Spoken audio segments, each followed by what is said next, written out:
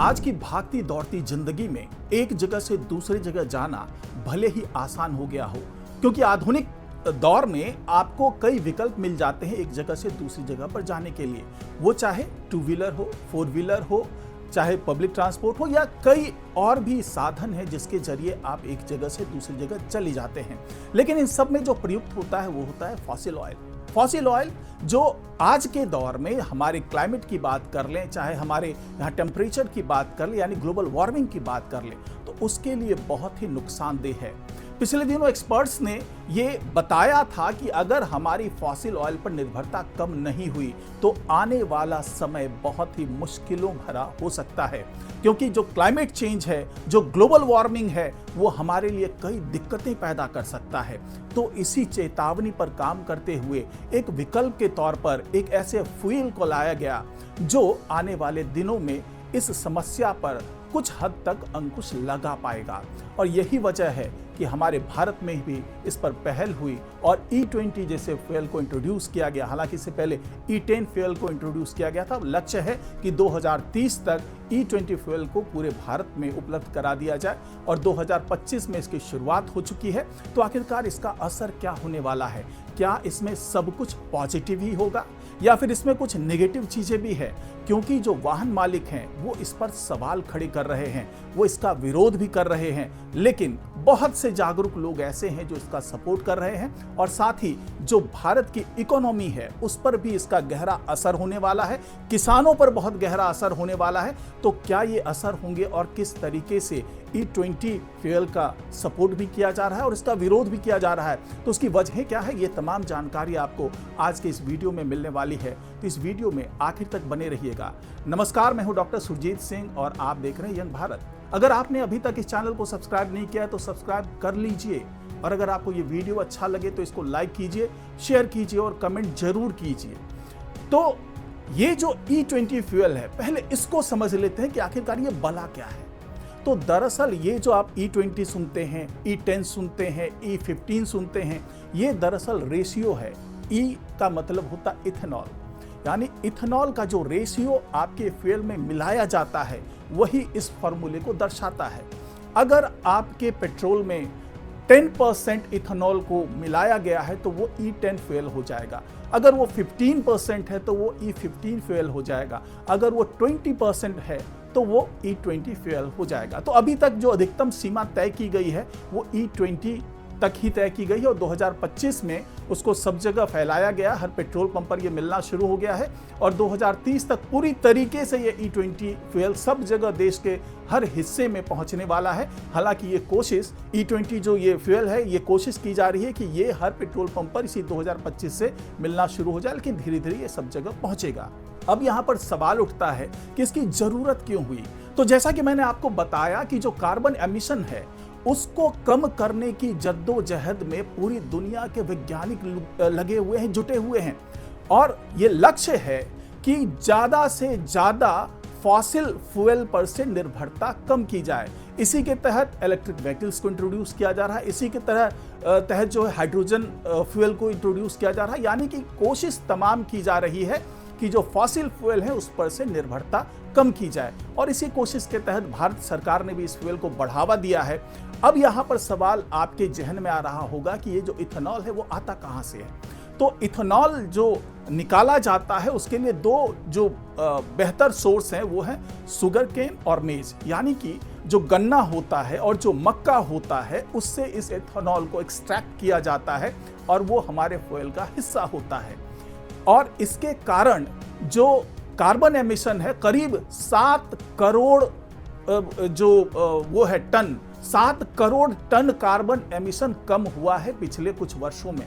तो ये अपने आप में एक बड़ा रुझान है कि अगर हम E20 पर शिफ्ट होते हैं तो हमें कितना फायदा होने वाला है, क्योंकि 7 करोड़ टन कार्बन एमिशन कम होना एक बड़ी उपलब्धि है। अब यहां पर सवाल उठता है कि जब ये इतनी बड़ी उपलब्धि है तो हम स्विच क्यों नहीं कर जाते हैं, पूरी तरीके से स्विच क्यों नहीं कर जाते, इसका विरोध क्यों किया जा रहा है। तो उसके पीछे की सबसे बड़ी वजह यह है कि जो वाहन मालिक है उनको ये पता है कि उनकी जो गाड़ियां हैं, यानी कि खास तौर से वो गाड़ियां जो 2023 से पहले की मैन्युफैक्चर्ड गाड़ियां हैं, वो इसके लिए कंपैटिबल नहीं हैं। यानी कि अगर इस फ्यूल का इस्तेमाल होता है तो उसकी गाड़ी के माइलेज पर भी असर होगा और साथ ही उसमें टूट फूट की संभावना ज़्यादा होगी, क्योंकि इसका जो एक कैरेक्टर है इथेनॉल का, वो कैरेक्टर ये है कि वो घिसावट ज़्यादा करता है। और ख़ास करके जहाँ पर रबड़ का इस्तेमाल हुआ है, जो जॉइंट्स होते हैं वहाँ पर रबड़ वाल्व का इस्तेमाल होता है, तो उस पर यह असर डालेगा। साथ ही जो फ्यूल लाइन है उस पर यह असर डालेगा। यानी कुल मिलाकर के इसका ये नुकसान हो सकता है, गाड़ी पे हो सकता है जो 2023 से पहले की गाड़ियां हैं, क्योंकि 2023 के बाद से जिस नॉर्म्स को फॉलो किया था, भारत सरकार ने जो नॉर्म्स को फॉलो करने के लिए कहा था, उसके तहत जो गाड़ियां मैन्युफैक्चर हो रही थी वो E20 फ्यूल से कंपैटिबल थी, यानी कि उसका इस्तेमाल किया जा सकता था। लेकिन उससे पहले की गाड़ियों में वो कंपैटिबिलिटी नहीं है। यही वजह है कि वाहन मालिकों को इस बात की चिंता है कि अगर वो इस फ्यूल का इस्तेमाल करेंगे तो उसकी गाड़ी समय से पहले ही खत्म हो सकती है, उसका इंजन बैठ सकता है और उसमें तमाम समस्याएं आ सकती है।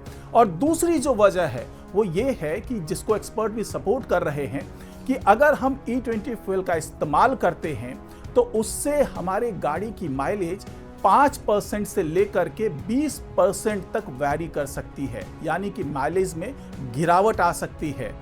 तो इसको लेकर के भी जो तमाम वाहन मालिक हैं वो चिंतित हैं, क्योंकि उन्हें लगता है कि हम कीमत तो उसी पेट्रोल का दे रहे हैं, क्योंकि कीमत में बहुत कम गिरावट आई है E20 फ्यूल के आने के बाद से, लेकिन हमें माइलेज कम मिलेगा। तो जो लोग हैं, जो वाहन मालिक हैं, उनकी चिंता केवल इसी बात को लेकर के है कि हम पैसा तो दे रहे हैं लेकिन माइलेज कम मिल रहा है, साथ ही हमारी गाड़ी का नुकसान हो रहा है, उसके इंजन में नुकसान हो रहा है, तो हम क्यों E20 पर जाएं। उनका ये भी कहना है कि सरकार को ऐसे विकल्प देने चाहिए कि अगर गाड़ी पुरानी है तो पेट्रोल पंप पर हमें E15 का ऑप्शन मिले, E10 का ऑप्शन मिले और हमें पेट्रोल पूरी तरीके से पेट्रोल का भी ऑप्शन मिले, ताकि हम अपने चॉइस के हिसाब से किसी भी पेट्रोल को खरीद सकें या मतलब किसी भी तरह के फ्यूल को खरीद सकें, वो चाहे डीजल की बात हो। तो यहाँ पर ये चिंता तो है, लेकिन सभी लोगों को ये भी समझना होगा कि चिंता केवल हम अपने नफे नुकसान को लेकर के ना दिखाएं, बल्कि हमें चिंता वैश्विक स्तर पर करनी पड़ेगी। क्योंकि पेरिस में जो जलवायु समझौता हुआ था उसमें साफ तौर पर कह दिया गया था कि अगर तापमान में अंतर आता है, यानी कि बढ़ेगा ही, तापमान में गिरावट तो आ नहीं रही है, अगर तापमान में करीब 2 डिग्री सेल्सियस तक की बढ़ोतरी होती है तो जो तमाम ग्लेशियर्स हैं, चाहे वो हम दक्षिणी ध्रुव की बात कर लें, उत्तरी ध्रुव की बात कर लें, अंटार्कटिका की बात कर लें, आर्कटिक की बात कर लें, हम तमाम इस तरह की जो है ग्रीनलैंड की बात कर लें, तो यहाँ पर जो बर्फ की जो जमी हुई बर्फ है वो पिघलने की का दर जो है वो बहुत तेज हो चुका है। और उसके पीछे जो है क्लाइमेट चेंज की बात की जाती है, उसके पीछे जो ये तापमान में वृद्धि हो रही है, यानी कि जो टेम्परेचर डिफरेंस है, जो ग्लोबल इफेक्ट हो रहा है, जो ग्लोबल गैस का इफेक्ट हो रहा है, तो ये तमाम चीजें जो जुड़ी हुई है वो फ्यूल से बहुत ज्यादा जुड़ी हुई है।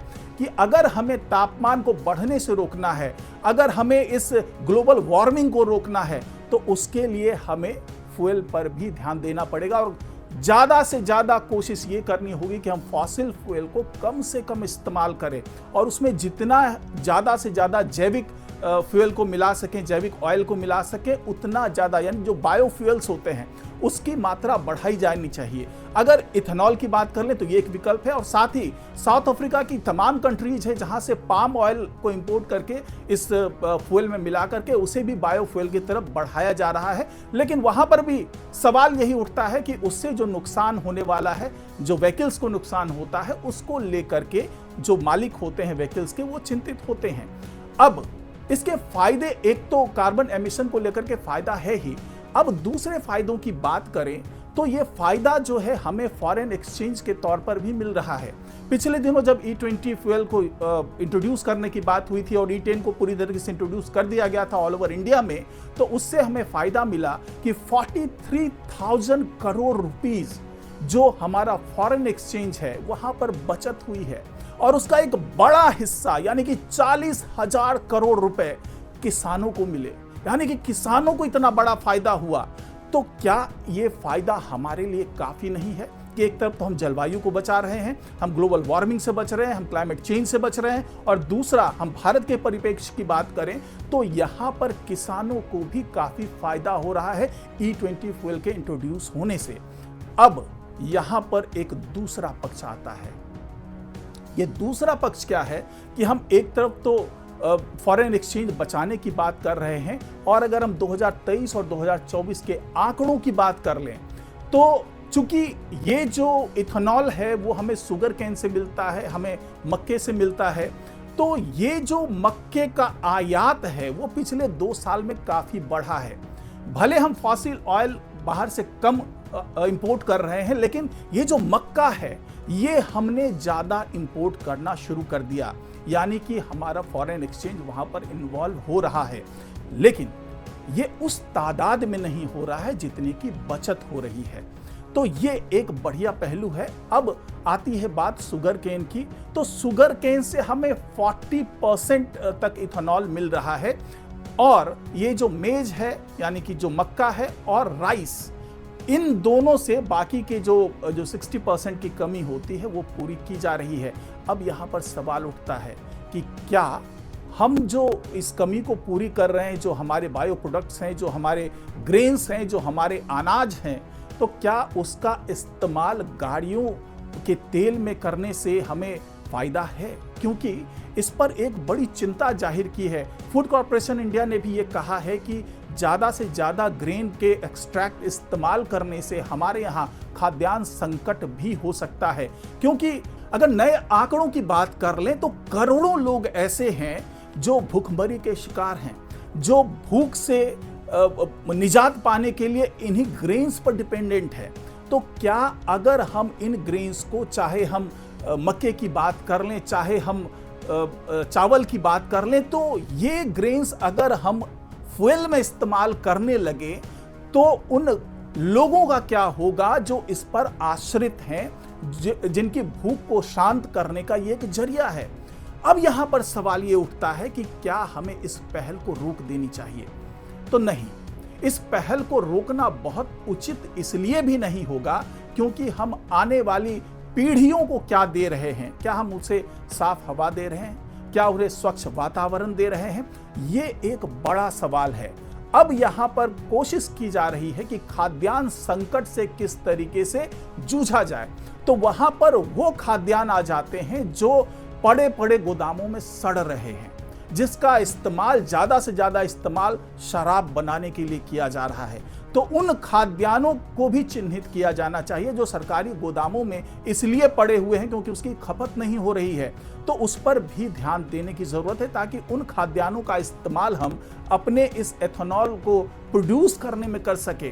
तो ये वो तमाम पहलू हैं जिस पर एक्सपर्ट बहुत ही सावधानी से नजर बनाए हुए हैं, और सबसे बड़ी बात यह है कि ये हमें एक स्वच्छ साफ भविष्य देने की ओर बढ़ा रहा है ये इथेनॉल। और इसके अलावा कई और विकल्प हैं जिस पर काम किया जा रहा है। वो चाहे हम जो इलेक्ट्रिक व्हीकल की बात कर लें, चाहे हम हाइड्रोजन फ्यूल की बात कर लें, तो उस पर भी काम किया जा रहा है, और वो भी बहुत जल्दी हमारे इंडिया में इलेक्ट्रिक व्हीकल तो अब इंट्रोड्यूस हो चुका है और उसकी तादाद बढ़ रही है। लेकिन भारत सरकार ये चाहती है कि चाहे वो इथेनॉल हो, चाहे वो इलेक्ट्रिक व्हीकल्स हो, इससे आगे जो प्राथमिकता दे रही है वो हाइड्रोजन फ्यूल को दे रही है कि उसकी मदद से गाड़ियां चलनी शुरू हो जाए तो हम हर तरीके से सुरक्षित हो सकते हैं। क्योंकि जो सबसे बड़ी आपदा आ सकती है वो ये आ सकती है कि हम ग्राउंड वाटर की बात करते हैं, जो जिस पर चिंता जताई जा रही है कि भूजल का दोहन कम से कम होना चाहिए। लेकिन अगर हम इथेनॉल प्रोड्यूस करने के लिए ज़्यादा से ज़्यादा हम मक्के का उत्पादन करने लगें, या फिर ज़्यादा से ज़्यादा हम चावल का उत्पादन करने लगें, तो आपको पता है कि ये वो फसल है जिसमें पानी ज़्यादा चाहिए होता है।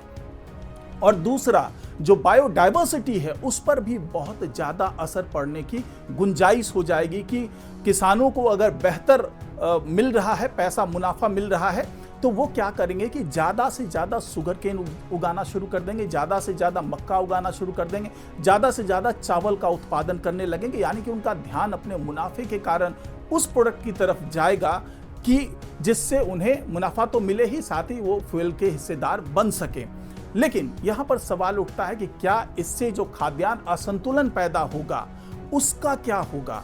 क्या इस असंतुलन को हम पाट पाने में सक्षम हो पाएंगे?